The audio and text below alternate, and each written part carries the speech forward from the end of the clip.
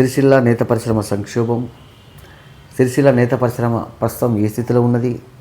సిరిసిల్ల నేత పరిశ్రమపై రాజకీయాలు, మరి ముఖ్యంగా కాంగ్రెస్ ప్రభుత్వం, మరి ముఖ్యంగా రేవంత్ రెడ్డి గారు ఏ విధంగా కుట్ర చేస్తున్నారు ఏంది అనేది స్పష్టంగా మాట్లాడుకుందాం. కాబట్టి మిత్రులు, ఈ వీడియో చూసే వాళ్ళు పార్టీ జెండాలు పక్కన పెట్టి నేత కార్మికుల సంక్షేమాన్ని దృష్టిలో పెట్టుకొని వీడియో చూసే ప్రయత్నం చేయండి. సిరిసిల్ల అంటేనే నేత కార్మికుల క్షేత్రం. ఈ నేత కార్మికుల క్షేత్రములో తెలంగాణ రాష్ట్రంలో ప్రభుత్వం మారంగానే, తెలంగాణ రాష్ట్రంలో కాంగ్రెస్ ప్రభుత్వం ఏర్పాటు కాగానే రేవంత్ రెడ్డి గారు మొట్టమొదటి వేటు సిరిసిల్ల పైన వేసిండు. ఎందుకు వేసిండంటే రేవంత్ రెడ్డి గారు కేటీఆర్ ఉనికిని దెబ్బతీసేందుకు నేత పరిశ్రమను సంక్షోభంలోకి నెట్టేసిండు. ఇక్కడ రేవంత్ రెడ్డి గారిని సూటి అడగదలుచుకున్నా, మీకు కేటీఆర్ మీద కోపం ఉంటే, మీరు కేటీఆర్ ఉనికిని దెబ్బతీయాలనుకుంటే నేత పరిశ్రమను మరింత మెరుగుపరచండి కదా. అంటే కేటీఆర్ మీద కోపంతో, కేటీఆర్ గారిపైన కక్షతోని నేత కార్మికులపైన దెబ్బ కొడతారా? అరే, పని చేస్తేనే బతికే బక్కపలసని జీవులు, అలాంటి వాళ్ళ మీద మీ ప్రతాపం అనేది ఎంతవరకు సబబు? ఇట్లా ఆలోచించండి. ఈ సిరిసిల్లలో కేటీఆర్ గారిపైన కోపంతో రేవంత్ రెడ్డి గారు కేటీఆర్ గారు ఉనికిని దెబ్బతీయాలి. రేవంత్ రెడ్డి గారి కాన్సెప్ట్ ఏంటంటే, రేవంత్ రెడ్డి గారికి నేత కార్మికుల మీద కోపం కాదు, కేటీఆర్ గారి ఉనికిని దెబ్బతీయాలని నేత పరిశ్రమను కుప్పగూల్చిండ్రు. దానికి ఫలితంగా ఈ సంవత్సర కాలంలో దాదాపుగా మనకు వచ్చిన సమాచారం మేరకు 25 మంది నేత కార్మికులు ఆత్మహత్య చేసుకున్నారు. ఇంకా బయటకు రాని సహజ మరణాలుగా చిత్రీకరించిన ఎన్నో మనకు తెలియదు. అంటే ఈ సంవత్సర కాలంగా నెలకు 3 నేత కార్మికులు, ఉపాధికారులు ఆత్మహత్య చేసుకున్నారు. ప్రతి నెల 3 కుటుంబాలు రోడ్డున పడ్డాయి, వాళ్ళ పిల్లలు అనాథలైన్లు. ఇది ఎక్కడి రాజకీయం, ఇది ఎక్కడి సంస్కృతి? ఒకసారి ఆలోచించండి మిత్రులారా. ఇప్పుడు చాలామంది ఈ ఆత్మహత్యలు జరుగుతున్నప్పుడు కొంతమంది కుహన మేధావులు అని చెప్పుకునేటువంటి ఒక వితండవాదులు ఇప్పుడు ఆత్మహత్యలకు కేటీఆరే కారణం అంటారు.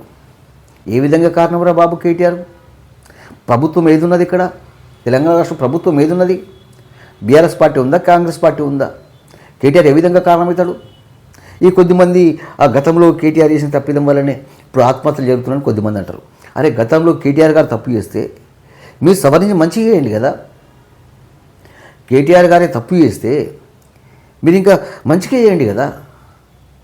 చేసి ఆ నేత కార్మికుల లో అభిమానాన్ని చురగనండి కదా.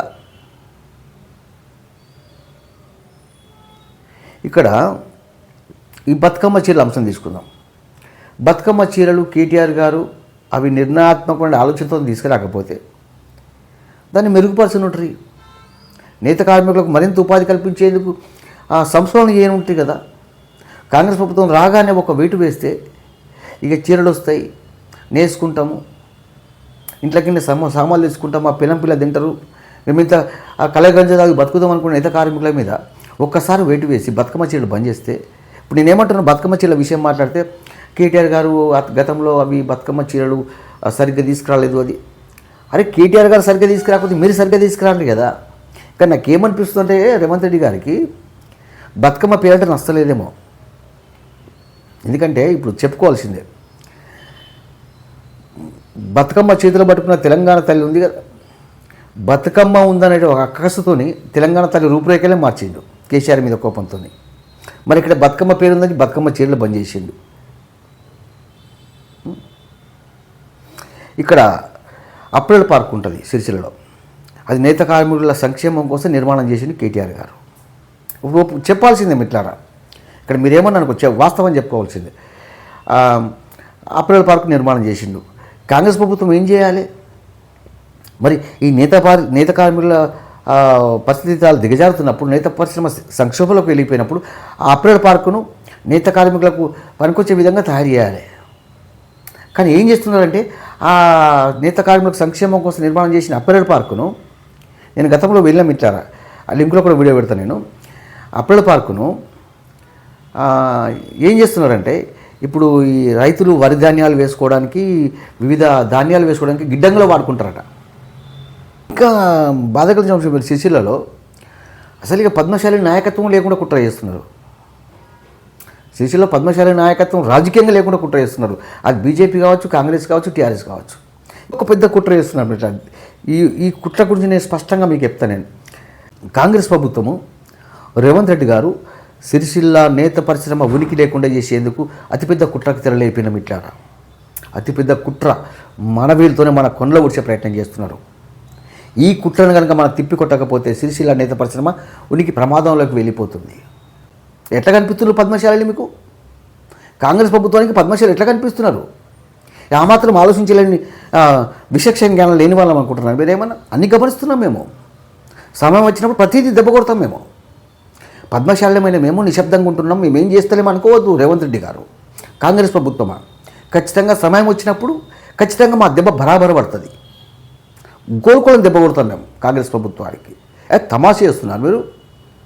సిరిసిల్ల నేత కార్మికులు చనిపోతుంటే రాజకీయాలు చేస్తారు మీరు.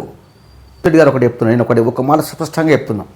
మీరు కేటీఆర్ గారి ఉనికిని దెబ్బతీయాలని, కేటీఆర్ గారి మీద కోపంతో నేత పరిశ్రమను విచ్ఛిన్నం చేసి మీరు ఏదో సాధించాలనుకుంటున్నారు కదా, భవిష్యత్తులో సిరిసిల్లను కాంగ్రెస్ కైవసం చేసుకోవాలనుకుంటున్నారు కదా. ఇంకొక 1000 సంవత్సరాలైనా సరే కాంగ్రెస్కు సిరిసిల్లలో పుట్టగతులు ఉండవు ఈ విధంగా చేస్తే. చెప్పలేం భవిష్యత్తులో అదే కాంగ్రెస్లో మా పద్మశాలి నాయకుడికి ఎమ్మెల్యేగా అవకాశం వస్తే చెప్పలేం. కానీ ఈ విధంగా ఏ కేటీఆర్ ఉనికి దెబ్బతీసి నేను ఇక్కడ సిరిసిల్లలో లీడర్ ఎదగాలి, భవిష్యత్తు ఎమ్మెల్యే కావాలంటే నువ్వు 1000 జన్మలు ఎత్తినా అది సాధ్యం కాదు, గుర్తుపెట్టుకో. మేమున్నాం జాగృతం చేయడానికి, చూస్తూ ఊరుకోవడానికి మేము చేతకాంత దొమ్మలం కాదు, గమనిస్తున్నాం ప్రతిదీ కూడా. నేను ఒకటి చెప్తున్నా మిట్టారా, నేను సిరిసిల్లో ఉన్నటువంటి పద్మశాలి కుల బాంధవులకు చెప్తున్నా, నాకు కాంగ్రెస్, బీఆర్ఎస్, బీజేపీ ఇవి మాకు సంబంధం లేదు. మీకు తెలుసు నా గురించి. ఇక్కడ ఒక్క మాట స్పష్టంగా చెప్తున్నా, ఖచ్చితంగా నేను ఏదో ఒకరోజు ఈ విషయాన్ని మీకు చెప్తా ఖచ్చితంగా. మీరు సిరిసిల్ల నేత పరిశ్రమ ఉనికిని దెబ్బతీసేందుకు, సిరిసిల్ల నేత పరిశ్రమ ఉనికిని ప్రమాదం నెట్టేందుకు కాంగ్రెస్ ప్రభుత్వం అతిపెద్ద కుట్ర చేసింది. కుట్ర చేస్తుంది. ఆ విషయాన్ని కూడా మీకు స్పష్టంగా చెప్తా. చీరలు అన్నారు ఏది, ప్రతి మహిళకు 2 చీరలు చొప్పున 1,30,00,000 చీరలు అన్నావు. నాకు నిన్న చాలామంది సిరిసిల్ల పద్మశాలి నాయకులు, నేత కార్మికులు చాలామంది కలిసి నాకు చెప్పిండు, అన్న ఏమన్నా చూస్తుండు పోతుండు, అదేదో ఇగిస్తున్నాం అగిస్తున్నాం అంటున్నారు తప్ప జనవరి ఇస్తారంటున్నారు, మరి ఇస్తారో సస్తారో తెలియదన్న, అది కూడా నమ్మకం లేదు అంటున్నారు. రేవంత్ రెడ్డి గారు మార్పు రావాలని చెప్పి మార్పు కోసం మేము మిమ్మల్ని గెలిపించుకుంటే ఆ వచ్చిన మార్పు మా జీవితాల్లో, మా నేత కార్మికుల బతుకుల్లో చితిమంటలు రేపుతుంటే మేమెందుకు ఊరుకుంటాము? నేను చెబుతున్న నేత కార్మికుల విషయంలో కాంగ్రెస్ ప్రభుత్వము ఇదే విధంగా చర్యలు చేపడితే ఖచ్చితంగా యావత్తు పద్మశాలి సమాజం ఈ విషయాన్ని దృష్టిలో పెట్టుకుంటుంది. ఇప్పుడు మేము మాట్లాడకపోవచ్చు, మా చేతిలోకి ఓటును ఆయుధం వచ్చినప్పుడు మా పద్మశాలి సమాజం ఖచ్చితంగా బుద్ధి చెప్తుంది. రేవంత్ రెడ్డి గారు, నేను మీకు ఇక్కడి నుంచి హెచ్చరిస్తున్నా, మీరు సిరిసిల్ల నేత పరిశ్రమ విషయంలో, ఎందుకంటే అది రామ గోస ఎంత గుద్దిబండ తిరిగి తయారైనవే రేవంత్ రెడ్డి.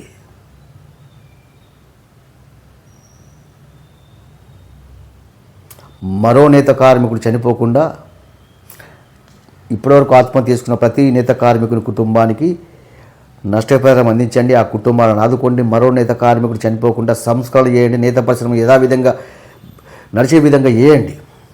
చెయ్యని పక్షంలో ఖచ్చితంగా చెప్తున్నా, ఒక పద్మశాలి చెప్తున్నా, పద్మశాలి సమాజం బరాబరి మీకు బుద్ధి చెప్తుంది. జయ పద్మశాలి.